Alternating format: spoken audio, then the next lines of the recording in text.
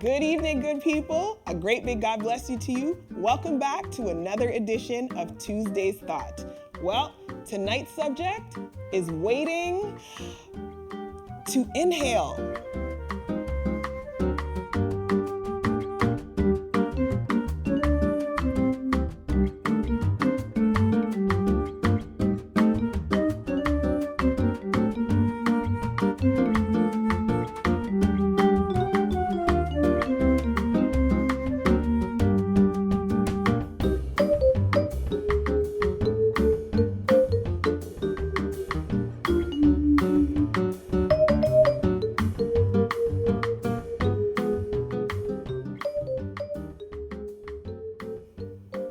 So before we get into tonight's thought, why not take a second to like, share, tag someone, go ahead and subscribe, share the link, leave a comment, and get somebody else involved in tonight's discussion.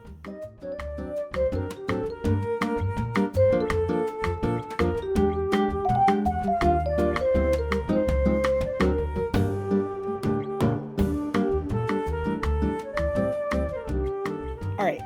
Have you ever pulled up to a fast food restaurant, so a drive-through, put in your order, only to be asked, hey, can you move over to the side, just wait in the reserved spot because we're waiting on, some fresh French fries or whatever it is.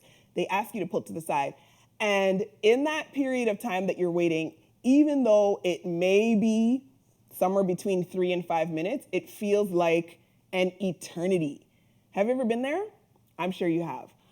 Now, you might ask yourself, okay, why does it feel that way, right? Why does a 3 to 5 minute wait sometimes just feel so long?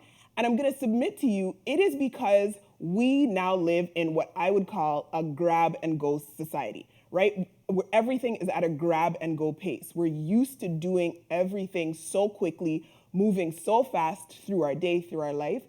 And this type of pace has been enhanced by things like our microwaves, right? By things like we have an express lane on the highway. We have an express checkout lane or a self-checkout lane in the grocery stores. We have apps on our phone for just about everything. And all of this is designed to keep us moving, right? Chop, chop, chop, let's go. Things have to get done. Time is money. We are constantly on the go.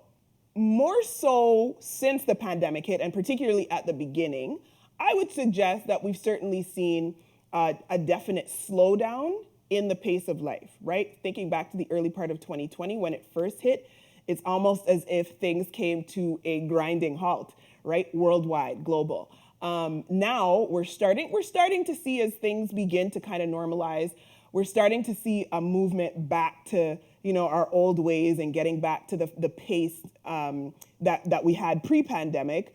But needless to say, things have definitely slowed down. That said, we're still go. We're still about moving quickly and getting things done in a rapid pace. Now, as individuals, I think that the reason why something like a 3 to 5 minute may have such an impact is because we're more aware of time. Okay, we're very much aware of our time, and as I said, time is money. Waiting is not necessarily something that we like to do, right? And that's why, depending on the context or depending on the situation, it might feel like something that really is happening within a short period of time is taking forever. So let me give an example. There is going to be a very significant difference between the wait time that you spend at, say, the driver's license office, waiting to get your driver's license, versus if you're standing in line with a group of your family waiting to get on a ride at an amusement park. Okay, it may have been the exact same amount of time, but they will feel completely different. Another example, you might be stuck in traffic. So you're waiting in bumper to bumper traffic in your car. It's not moving at all, versus you are waiting with a group of your friends at a restaurant waiting to be seated, okay? So depending on the context, even though, as I said, those two periods of time might be identical, it might be the same, 30 minutes, 40 minutes, but it gives you a different feeling because of the context. And I'll submit to you in those two, what I'll say is good examples, right? So you're standing in line at the amusement park, or you're out chopping up with your friends, waiting at this restaurant. We become less aware of time because we're distracted by the happiness of the environment, right? What's going on around us. So that definitely has an impact on how we perceive time.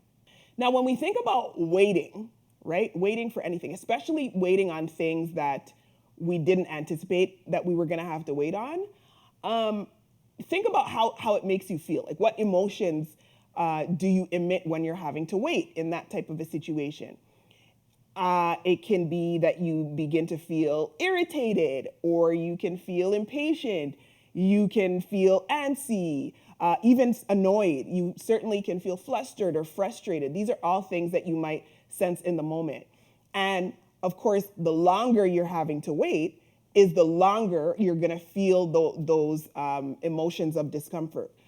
Now, no doubt, we have all experienced having to wait on something in our life, okay? And I'm not just talking about, going to the grocery store and you're waiting in line, but something that you genuinely wanted for your life, in your life, that you were anticipating, that you needed.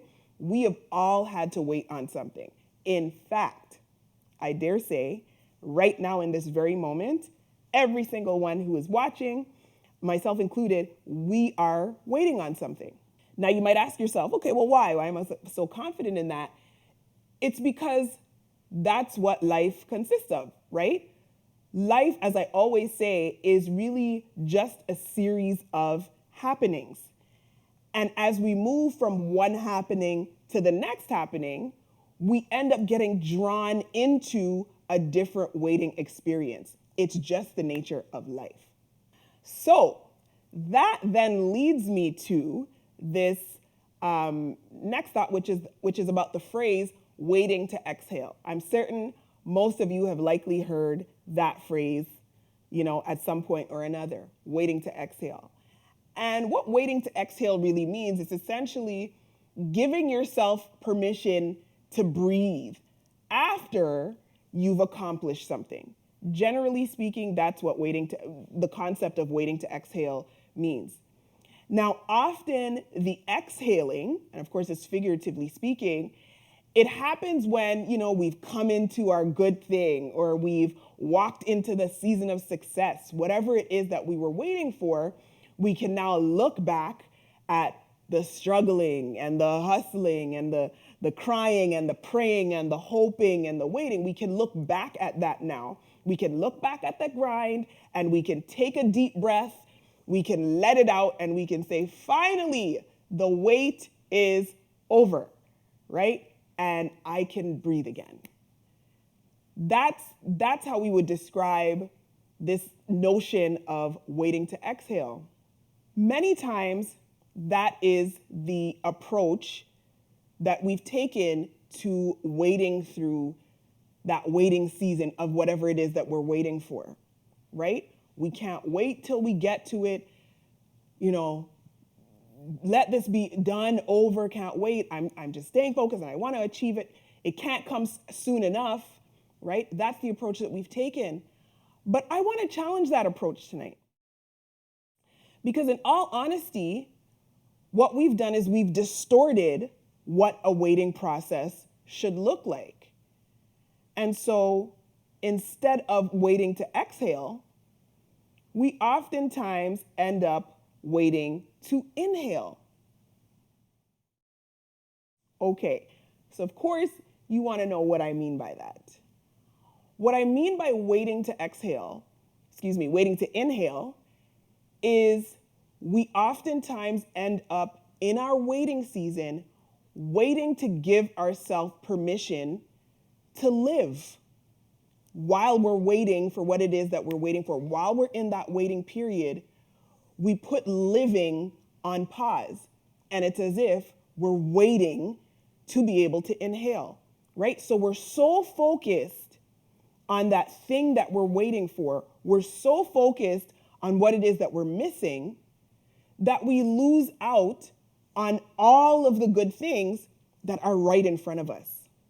Let me take it a little further. So inhaling in this context, and of course I'm not speaking literally, but figuratively speaking, inhaling, it really just means to take it all in, right? It's to pull in the fresh air of our surroundings so that we can enjoy another breath, so that we can live. It's about living. Inhaling is about living.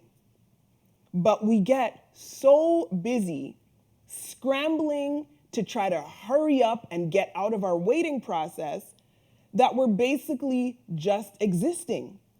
We're going from one thing to the next and scrambling to get to that end result that we end up just existing as opposed to actually living through our waiting process. And so just by way of examples, what might that look like? Well, that might look like you constantly grumbling about the things that you don't have. Or it could look like you overworking yourself to try to secure the bag because I got to get there. I got to make my first million. Or it could look like you being so preoccupied with comparing yourself to other people's progress while you're racing to the finish line to try to get to be able to celebrate your exhale or your achievement, whatever it is that you were waiting on. But I want to submit to you that there is a danger in waiting to inhale, in waiting to live. The danger is that you can get so caught up in winning tomorrow that you end up losing out on today. Let me say that again. Because you are so focused on the end and just get this over with, I'm tired of waiting, you can become so focused on winning tomorrow that you end up losing your today. So I call to my recollection, I remember, one of my mentors telling me what I would consider to be probably one of the best pieces of advice that I could have gotten, certainly in my early adult years. And it was a simple statement. It was, Claudine, live. That's it, live. You're in the driver's seat. And with God navigating your pathway, you do not have to just aimlessly wait your way through life. Now, and that's the key, right? I'm not saying that there's no need for waiting. But what I am saying is that waiting is part of life, right? So you have to anticipate that you're going to need to wait at certain junctures in your experience. But it's about waiting with purpose. And so while you're waiting with purpose, you are also living on purpose, okay? That means you have to be intentional.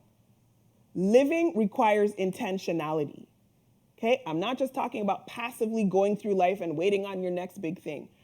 I'm talking about being intentional, right? So being intentional means intentional about having healthy relationships, intentional about being physically healthy, intentional about being emotionally and mentally healthy, intentional about having a deeper relationship with God, intentional about your goals, intentional about having personal interests, right?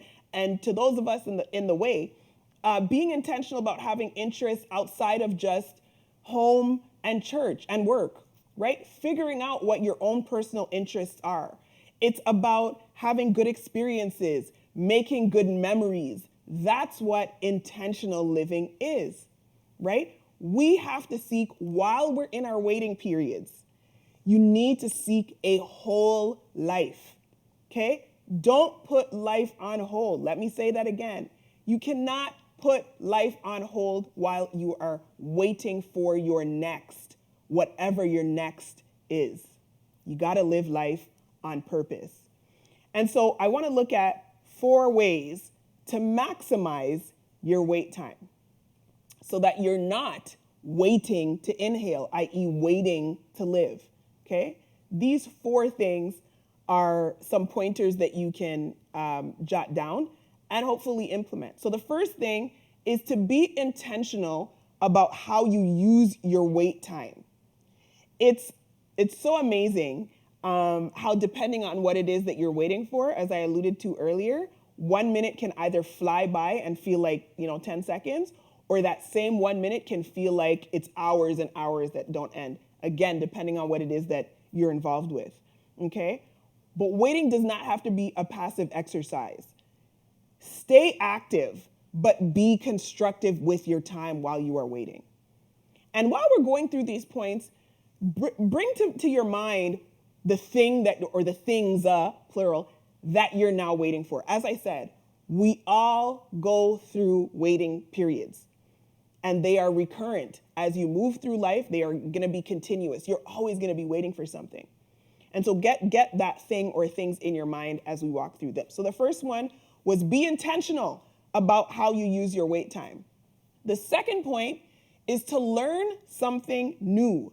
Look around you and observe your surroundings while you're in your waiting season, right? Why? Because you might see something that you've never seen before, and you'll become curious.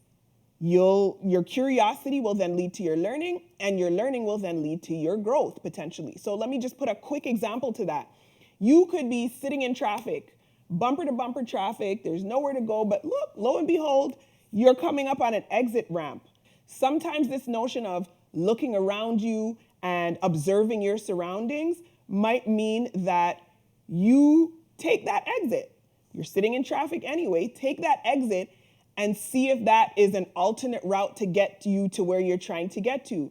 And who knows, by taking that exit that you've never gone off before, you might stumble into a great outlet mall or a nice new restaurant that you'd never seen before, right? And so your curiosity, the fact that you're not just passively sitting by in this waiting and in this holding pattern, your curiosity has led you to explore, to learn something new, and by learning something new, you are growing. You're enhancing your growth as an individual. The third point is embrace the wait. I love this one. And I always say this, enjoy the journey, because the journey often is the reward. Don't despise the waiting season, okay? Live during that time. Sometimes the best route to your destination is not the shortcut, but it's actually the scenic route. So stop for a while. Step out the vehicle, figuratively speaking, right? Get out the car, enjoy the beauty. You might have heard the saying, stop and smell the roses, right? Take in your surroundings. Enjoy the journey. There might be ups, there might be downs, there might be hills, there might be valleys, there might be obstacles, there might be smooth plains, you name it. But take it in for what it is. Enjoy it as you can, because the journey is the reward. The last point I'll share is to consider what you can learn about yourself.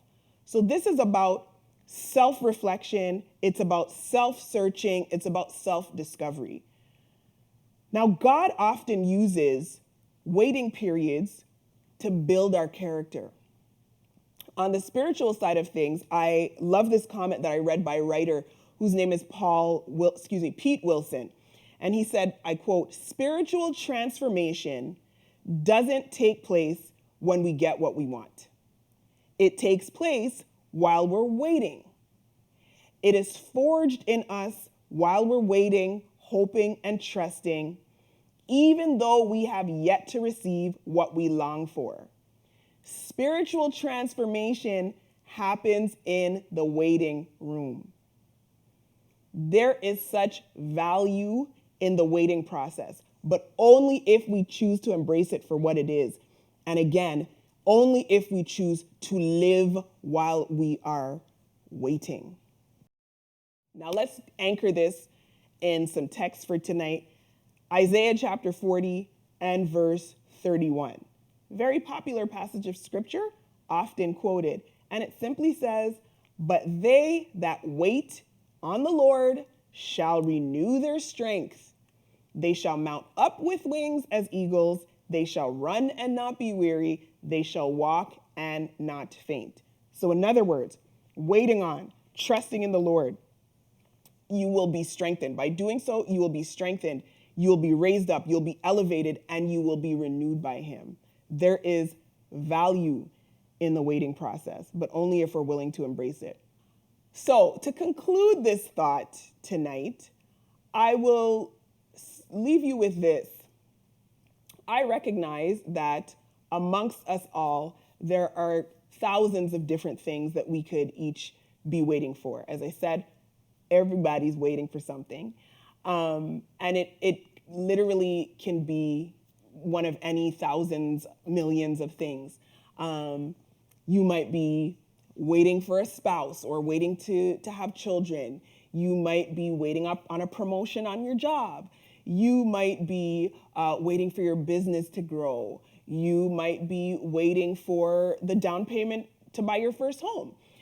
You might be waiting to pass a licensing exam so that you can start your career. You might be waiting on a decision in a court case.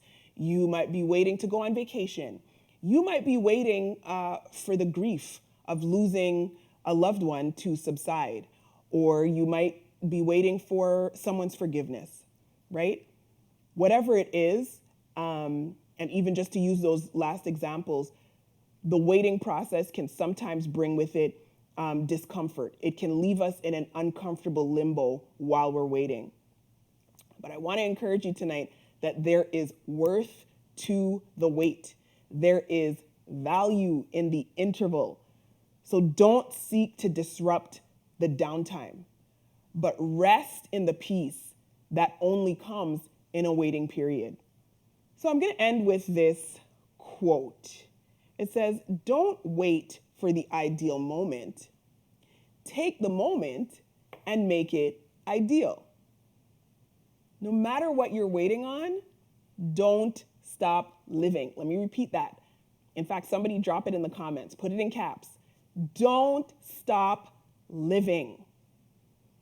And of course, that's by extension, figuratively speaking, don't stop breathing. The breathing process works both ways. Remember, you have to exhale and inhale. You have to inhale and exhale.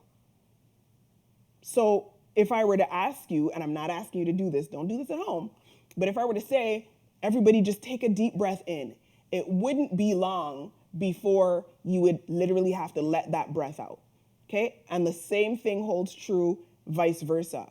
If I were to tell you to let a breath out, it wouldn't be long before you'd have to breathe in again so that you could maintain a regular breathing pattern, right? It's necessary. So there it is. Don't wait to inhale. Live life while you are waiting. Of course, seek godly instruction on what that living should look like for you. It's going to be different for everyone, but you can certainly seek God's instruction. You can seek divine direction for what living looks like. Pull in the good from every waiting period in your life. Again, inhaling is about taking it in. Pull in the good all the good that you can from every waiting season in your life. Let's not waste any of the precious moments that the Lord has given to us. Let's decide to live. Thanks so much for joining us. Once again, my prayer for you is that the peace of God will be with you. Until we see you again, may God bless you. Bye for now.